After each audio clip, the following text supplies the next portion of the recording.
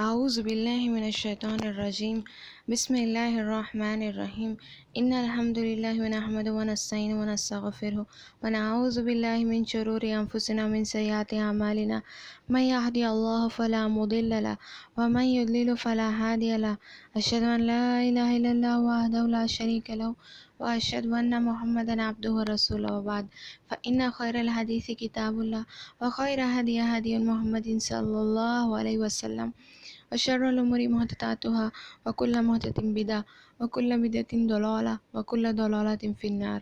وقال عز وجل بالقرآن المجيد أعوذ بالله من الشيطان الرجيم رب اشرح لي صدري ويسر لي أمري واحلل عقدة من لساني يفقهوا قولي يا رب العالمين. اللهم صل على محمد وعلى آل محمد كما صليت على إبراهيم وعلى آل إبراهيم إنك حميد مجيد. اللهم بارك على محمد وعلى آل محمد كما باركت على إبراهيم وعلى آل إبراهيم إنك حميد مجيد. سب کو السلام علیکم ورحمۃ اللہ وبرکاتہ. الحمدللہ ہم لوگوں نے پچھلے ایپیسوڈس میں دونوں کے نکاح دیکھے تھے، بلکہ تینوں کے نکاح دیکھے تھے. عثمان رضی اللہ عنہ اور ام کلثوم رضی اللہ عنہ کا نکاح، محمد صلی اللہ علیہ وسلم کا حفصہ رضی اللہ عنہ کے ساتھ نکاح، پھر سب سے مبارک نکاح علی رضی اللہ عنہ اور فاطمہ رضی اللہ عنہ کا. کتنا اچھے سے نکاح ہوتا ہے ان کا، اور کیسے ہم لوگوں نے ان کے نکاح سے کچھ نصیحتیں بھی دیکھی تھی. کیسے اللہ کے رسول صلی اللہ علیہ وسلم عمر اور ابوبکر صدیق رضی اللہ عنہ اجمعین کو نہ کہتے ہیں، اور نہ مطلب وہ کہتے نہیں ہیں کچھ بھی، اور علی رضی اللہ عنہ کو چنتے ہیں، کیونکہ علی رضی اللہ عنہ محمد صلی اللہ علیہ وسلم کے نظر میں تھے. ایسا کوئی ہو سکتے ہیں. اور یہاں پر یہ بھی ہمیں نصیحت ملتی ہے کہ علی رضی اللہ عنہ کو جب چن لیے تھے محمد صلی اللہ علیہ وسلم، ابوبکر اور عمر رضی اللہ عنہ اجمعین کو نہیں چنے تھے، تو وہ دونوں ناراض نہیں، وہ دونوں رشتہ نہیں توڑے تھے محمد صلی اللہ علیہ وسلم. آج کل ہم بہت زیادہ ایسا دیکھتے ہیں، اگر ہماری پسند کے لوگ کوئی رشتہ نہیں کرتے تو ہم رشتے توڑنے لگتے ہیں. ایسا نہیں کرنا چاہیے، غلط ہے. ہم لوگوں کو ایسا رشتے توڑ کر ایسا کسی کو مجبور نہیں کرنا چاہیے، غلط ہے. اور یہ ہمیں ان کے نکاح سے نصیحتیں ملتی ہیں. الحمدللہ محمد صلی اللہ علیہ وسلم کی سیرت تمام کی تمام نصیحتوں سے بھری ہے، اور تمام کی تمام ہمارے لیے نمونہ ہے محمد صلی اللہ علیہ وسلم اور ان کی زندگی. اور یہاں پر اب ہم لوگوں نے دیکھا تھا کہ کیسے بدر کے بعد یہاں پر مکے میں قریش میں بہت زیادہ بے چینی ہو جاتی ہے. وہ لوگ بدلہ نہیں لے سک رہے تھے، وہ لوگ ہار گئے تھے. تو وہاں پر سب لوگوں نے کہہ رکھا تھا کہ دیکھو کوئی بھی نہیں روئے گا، کیونکہ جب ہم روئیں گے تو مدینے والے ہنسیں گے. ہمیں کسی کو بھی نہیں رونا ہے، کسی کی بھی موت پر کہہ کر وہ لوگوں نے رونا حرام کر دیا تھا مکے میں. تو پھر یہ لوگ تیاری کر رہے تھے کہ یہ لوگ جاتے ہیں دارالندوہ کو، جو ہم نے بتایا تھا نا، وہ ایک پارلیمنٹ تھا مکے میں. تو یہ سب لوگ دارالندوہ میں جمع ہوتے اور کہتے ہیں دیکھو ہمیں محمد صلی اللہ علیہ وسلم اور مسلمانوں کے ساتھ بدلہ لینا ہے، کیسے ہم لوگوں کو وہ اتنا نقصان کر دیے کہہ کر وہ لوگ مشورہ کرنے لگتے ہیں. حالانکہ جنگ میں کون گئے تھے؟ حالانکہ جنگ میں یہی لوگ گئے تھے نا. ابو جہل سب لوگوں کو بڑا چڑھا کے سب لوگوں کو لے کے آیا تھا نا، تاکہ مسلمانوں کو تمام کر دے کہہ کر. لیکن اللہ تعالیٰ کی مدد ہوئی اور اللہ تعالیٰ نے مسلمانوں کو اور محمد صلی اللہ علیہ وسلم کو فتح دی. تو یہاں پر یہ لوگ مشورہ کرنے لگتے، دیکھو ہم لوگ محمد صلی اللہ علیہ وسلم مسلمانوں پر جنگ کریں گے، ہم لوگ جنگ کریں گے کہہ کر. اور اس جنگ کے لیڈر سپہ سالار سردار کون ہوں گے؟ ابو سفیان، کیونکہ وہ ہمارے قافلے کو اچھے سے لے کے آئے تھے بغیر کوئی نقصان کے. تو یہ ہمارے جنگ کے سپہ سالار ہوں گے، یعنی کہ یہ ہمارے جنگ کے سردار ہوں گے کہہ کر یہ سب لوگ ڈیسائیڈ کرتے ہیں. اور پھر یہ لوگ تمام لوگ دوسروں کو بھی مجبور کرتے ہیں چلو جنگ کے لیے کہہ کر. تو یہاں پر کچھ لوگ جو بھی پچھلے بار قید ہو گئے تھے، جیسے عباس رضی اللہ عنہ، وہ انکار کر دیتے ہیں دیکھو میں جنگ میں نہیں آنے والا کہہ کر. اور ابو عزہ جو محمد صلی اللہ علیہ وسلم کے پاس گئے تھے، وہ بھی قیدیوں میں تھے، ان کے پاس کچھ بھی نہیں تھا، تو انہوں بھی انکار کر دیتے ہیں. تو یہاں پر عباس رضی اللہ عنہ کیا کرتے ہیں، محمد صلی اللہ علیہ وسلم کو خط لکھتے ہیں، دیکھو اے میرے بھتیجے، یہ لوگ قریش کے لوگ تم پر جنگ کے لیے آ رہے ہیں. تو محمد صلی اللہ علیہ وسلم کو جب یہ خط ملتا ہے تو محمد صلی اللہ علیہ وسلم وہاں پر مشورے کرنے لگتے ہیں. اب محمد صلی اللہ علیہ وسلم مشورے کرنے لگتے ہیں تمام مسلمانوں کو جمع کر کر. تو یہ ان میں سے کچھ بزرگ اور جو ضعیف تھے، اور جو عبداللہ ابن ابی ابن سلول جیسے شخصیتیں تھیں جو منافق تھے، یہ لوگ کیا کہہ رہے تھے، دیکھو ہم لوگ مدینے میں ہی جنگ کریں گے، مدینے کے اندر جنگ کریں گے. لیکن حمزہ رضی اللہ عنہ اور باقی کے پورے نوجوان کیا کہہ رہے تھے، نہیں ہم لوگ مدینے کے باہر جنگ کریں گے، کیونکہ اگر ہم لوگ مدینے میں جنگ کریں گے تو یہ لوگ ہمارے عورتوں کے ساتھ کیا کریں گے اگر ہم ہار جائیں گے، تو کہہ کر حمزہ رضی اللہ عنہ اور باقی کے پورے نوجوان کہہ رہے تھے. تو محمد صلی اللہ علیہ وسلم کو یہ بات کی رائے پسند آئی، اور محمد صلی اللہ علیہ وسلم نے اس رائے کو اپنایا اور کہا کہ دیکھو ہم لوگ جنگ مدینے کے باہر کریں گے، کیونکہ ہم لوگ جانتے ہیں اگر اس زمانے میں جنگ ہوتی تو یہ لوگ عورتوں کو باندیاں اور مردوں کو قتل کر دیتے، عورتوں کو اور بچوں کو باندیاں اور غلام بنا لیتے کہہ کر. تو اس طرح محمد صلی اللہ علیہ وسلم فیصلہ کرتے ہیں کہ ہم لوگ جنگ کہاں کریں گے، ہم لوگ جنگ کریں گے مدینے کے باہر کہہ کر یہ لوگ فیصلہ کرتے ہیں محمد صلی اللہ علیہ وسلم اور مومن. اور ادھر کچھ لوگ بہت زیادہ غم میں ہیں. ادھر قریش کی طرف جبیر ابن مطعم، یہ پہلے جو 3 شخص آئے تھے جنگ بدر میں، عتبہ ابن ربیعہ، شیبہ ابن ربیعہ، ولید ابن عتبہ، یہ ایک ہی گھر کے تھے، اور یہ جبیر ابن مطعم کے گھر والوں میں سے تھے. تو یہ اس کے غلام وحشی کو کہتا ہے، دیکھو تم حمزہ رضی اللہ عنہ کو اگر قتل کر دو گے تو میں تمہیں آزاد کر دوں گا، یعنی کہ تم اگر اس کو قتل کر دو گے حمزہ رضی اللہ عنہ کو تو یہ تمہاری آزادی ہے کہہ کر جبیر ابن مطعم کہتا ہے وحشی کو. تو یہ وحشی کیا کرتے ہیں اس دن جنگ میں، یہ کسی کو بھی قتل نہیں کرتے ہیں، کیونکہ ان کو مسلمانوں سے کوئی بھی تکلیف اور پریشانی نہیں تھی.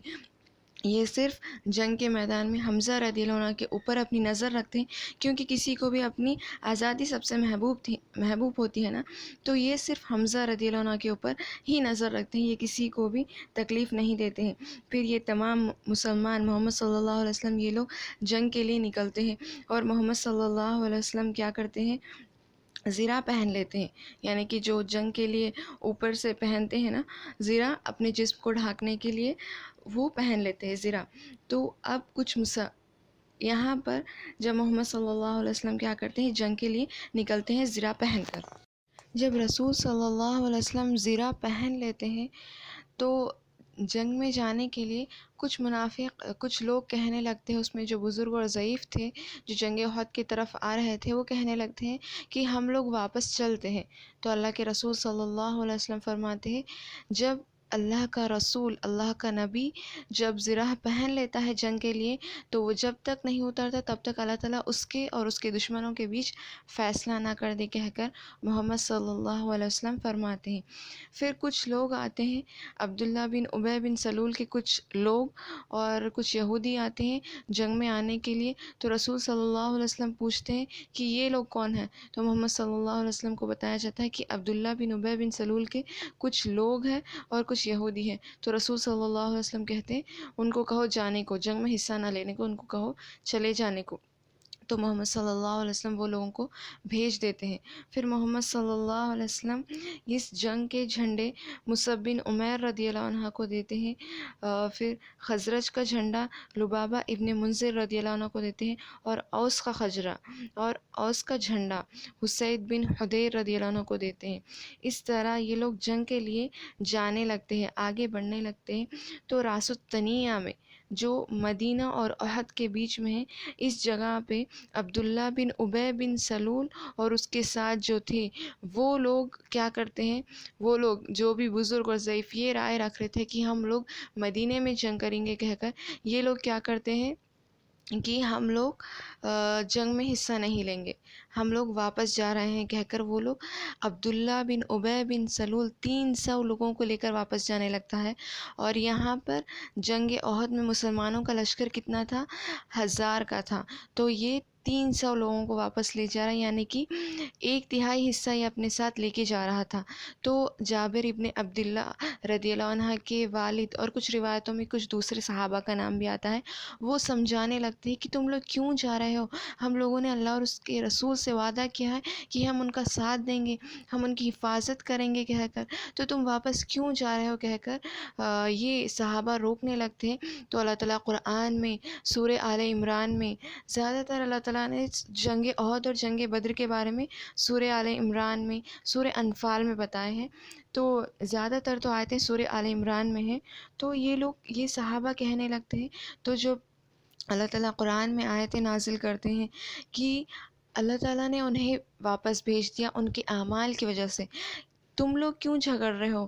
کیونکہ جب یہ لوگ جانے لگ رہے تھے تو تب مسلمانوں میں گروہ بٹ گئے تھے کہ ہم لوگ یہ عبداللہ بن ابی بن سلول اور اس کے کچھ لوگوں کے ساتھ جنگ کریں گے کہہ کر، اور کچھ لوگ کہہ رہے تھے، کچھ صحابہ کہہ رہے تھے نہیں نہیں، ہمیں ان کو بعد میں دیکھنا چاہیے کیونکہ ان سے بھی بڑا لشکر، قریش کا لشکر آ رہا ہے کہہ کر کچھ صحابہ کہنے لگتے ہیں۔ تو جب ہی اللہ سبحانہ وتعالیٰ یہ آیتیں نازل کرتے ہیں، تم کیوں اس معاملے میں جھگڑا کرتے ہو جب کہ اللہ سبحانہ وتعالیٰ نے انہیں واپس بھیج دیا، ان کے اعمال کی وجہ سے اللہ سبحانہ وتعالیٰ نے انہیں واپس بھیج دیا کہہ کر، کیونکہ اگر وہ منافق اور اس کے آدمی جنگ میں ہوتے تو وہ لوگ محمد صلی اللہ علیہ وسلم کا ساتھ نہیں دیتے، بلکہ محمد صلی اللہ علیہ وسلم اور مسلمانوں کو تنگ اور پریشان کرتے، جنگ میں ان کی ہار پر خوشی مناتے۔ اسی وجہ سے اللہ سبحانہ وتعالیٰ نے قرآن میں کہا کہ ہم نے ان کی اعمال کی وجہ سے انہیں واپس بھیج دیا کہہ کر، جب جا کے یہ مومنوں میں بہت زیادہ بڑی گروہ بڑھ جاتا ہے کہ ہم لوگ منافقوں سے اور اس کے لوگوں سے لڑائی کریں گے کہہ کر، اور کچھ لوگ نہیں، ہم لوگ پہلے مشرکوں سے لڑائی کریں گے پھر آ کے بعد میں یہ لوگوں کو دیکھیں گے کہہ کر۔ تو جب اللہ سبحانہ وتعالیٰ یہ آیتیں نازل کرتے ہیں تو جب مسلمانوں کے دل مضبوط ہو جاتے ہیں، سب لوگ مل کر اب ادھر جنگ کے لیے نکلتے ہیں، جنگ احد کی طرف، اور ادھر سے مشرک جو بھی وہ لوگوں کو مال آیا تھا تجارت سے، جب یہ جنگ بدر میں ابو سفیان جو لے کے آئے تھے، وہی مال سے یہ لوگ کیا کرتے ہیں، جنگ کرنے کے لیے آتے ہیں، اور اس بار بھی یہ لوگ کیا کرتے ہیں، جنگ کے لیے سامان، ہر چیز، مال، عورتیں، سب کچھ لا لیتے ہیں۔ اور اس بار کا لشکر پتہ ہے کتنا تھا؟ اس بار کا قریش کا لشکر 3000 تھا، یعنی کہ بدر سے 3 گنا زیادہ۔ بدر میں 1000 تھے اور اب جنگ احد میں 3000 تھے۔ اس کو جنگ احد کیوں کہتے ہیں؟ کیونکہ یہ جنگ احد کے پہاڑ کے پاس ہوئی تھی، اسی لیے اس کو جنگ بدر کہتے ہیں۔ اور اس سے ہمیں یہ بھی پتہ چلتا ہے کہ احد کا پہاڑ مدینے کے بہت زیادہ قریب تھا بنسبت قریش کے، تو قریش کے لوگ لڑنے آ رہے تھے، مدینے والے مسلمان لڑنے نہیں جا رہے تھے، مسلمان اپنا بچاؤ کے لیے جا رہے تھے۔ یہاں پر قریش کے لوگ لڑنے آ رہے تھے تو مسلمان اپنا بچاؤ کرنے جا رہے تھے۔ تو اس طرح یہ لوگ محمد صلی اللہ علیہ وسلم اپنے لوگوں کو لے کر نکلتے ہیں، اور ہم نے دیکھا تھا کہ جھنڈا کس کس کو دیا گیا ہے۔ اور اب محمد صلی اللہ علیہ وسلم یہ صحابہ کو واعظ و نصیحت کرنے لگتے، دیکھو اگر تمہارے قسمت میں جو بھی مال لکھا ہوا ہے، اللہ تعالیٰ تمہیں وہ مال دے دیں گے۔ جب تک تم نہیں مرو گے، جب تک تمہارے قسمت میں، تمہارے تقدیر میں جو رزق تمہیں لکھا ہوا ہے تم پا نہ لو، جب تک تم نہیں مرو گے کہہ کر محمد صلی اللہ علیہ وسلم وہ لوگوں کو کہتے ہیں، اور محمد صلی اللہ علیہ وسلم یہ بھی کہتے ہیں کہ تمہیں جنگ بدر اللہ تعالیٰ نے فتح اس لیے دی تھی جنگ بدر میں کیونکہ تم نے اللہ اور اس کے رسول کی اطاعت کی تھی، تو اللہ اور اس کے رسول کی اطاعت کرنا کہہ کر محمد صلی اللہ علیہ وسلم خطبہ دیتے ہیں، محمد صلی اللہ علیہ وسلم واعظ و نصیحت کرتے ہیں مومنوں کو۔ تو اس کے بعد محمد صلی اللہ علیہ وسلم جب بھی جنگ میں جانے سے پہلے مسلمانوں کو واعظ و نصیحت کرتے تھے۔ اس کے بعد محمد صلی اللہ علیہ وسلم جنگ احد کے میدان میں جاتے ہیں، اور محمد صلی اللہ علیہ وسلم احد کے میدان کو اچھے سے دیکھتے ہیں، اس کو اچھے سے پڑھتے ہیں، اور مسلمانوں کا مسلمانوں کے چہرے، منہ کدھر طرف تھا؟ مسلمانوں کے چہرے مدینے کی طرف تھے، اور مسلمانوں کی پیٹھ پچھلا حصہ احد کے پہاڑ کی طرف تھا، اور قریش کے لوگوں کا پچھلا حصہ مطلب وہ لوگوں کی پیٹھ مدینے کی طرف تھی، اور وہ لوگ اپنا چہرے ادھر مسلمانوں کی طرف کر رہے تھے۔ مسلمانوں کے جو چہرے تھے وہ لوگ کدھر طرف کر رہے تھے؟ مدینے کی طرف، اور ان کے پیٹھ احد کے پہاڑ کی طرف تھے۔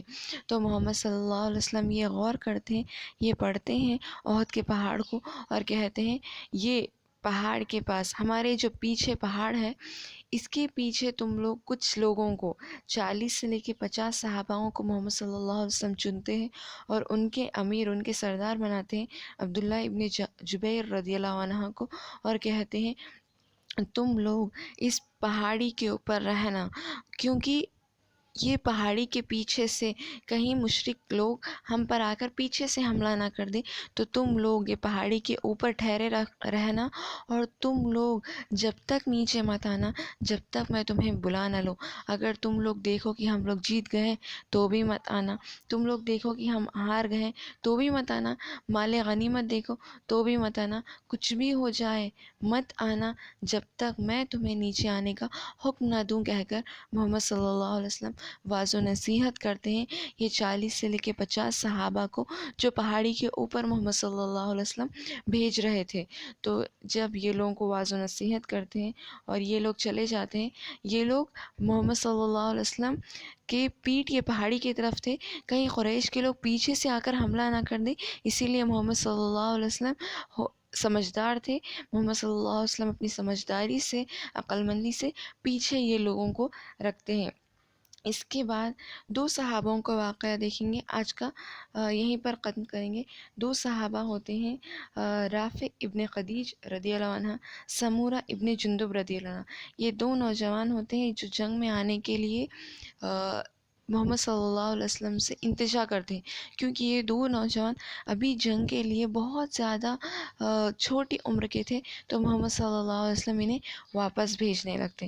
تو یہ لوگ جنگ میں کیسا ہے یا یہ لوگوں کو محمد صلی اللہ علیہ وسلم کیوں منع کرے تھے، انشاءاللہ اگلے ایپیسوڈس میں دیکھیں گے۔ سبحان ربک رب العزت عما یصفون والسلام علی المرسلین والحمد للہ رب العالمین۔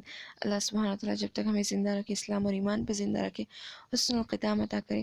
السلام علیکم ورحمۃ وبرکاتہ۔ جزاکم اللہ خیرا کثیرا۔